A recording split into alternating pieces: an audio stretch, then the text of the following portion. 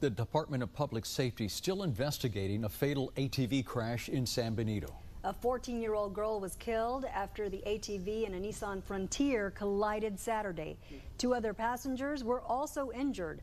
One of them, a 10-year-old boy, now in critical condition. The other, a 7-year-old who's in stable condition. The Department of Public Safety reminds parents to supervise children when they ride vehicles like ATVs. They're designed to only be operated off-highway.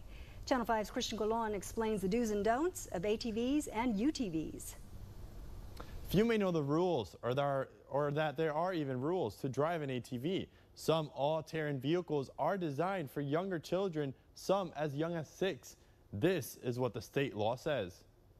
Different colors, brands, and sizes of ATVs or UTVs, something for almost everyone. And the adrenaline, the excitement, the camaraderie that that you build amongst other riders, the lifestyle that it is, being that you have, everybody can do it. Dames has been driving ATVs since he was a child. Now he sells them. He recognizes the dangers and urges customers to pay attention. Right over here, you'll be able to see exactly where the age requirement is at. So for this particular ATV, it's nobody under 10 years old. If you can go over to our next one here, this one's going to be nobody under 6 years old. Age is something to keep an eye on. The Texas Transportation Code requires anyone under the age of 14 to be supervised by a parent, guardian, or anyone who is authorized by the parent or guardian. Another reminder, ATVs are usually for one person.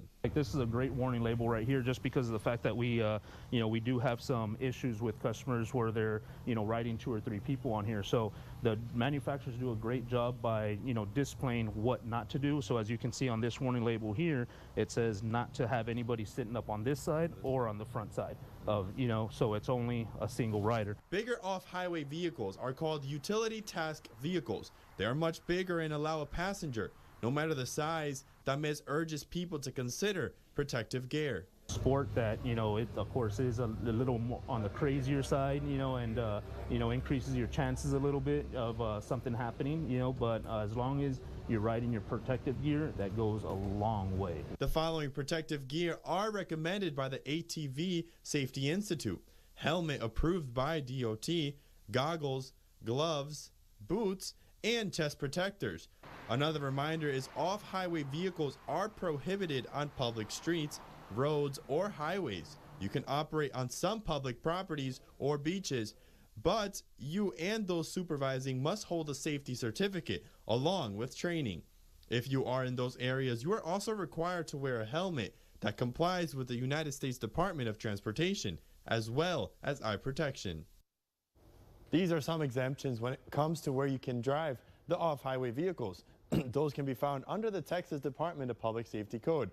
TxDOT reminds drivers they can face criminal charges if they violate the code. In the studio, Christian Colon, Channel 5 News at 6.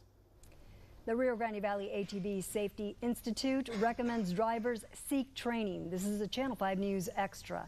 This training is required by Texas law if driving ATVs on public lands. The class lasts about 4 hours.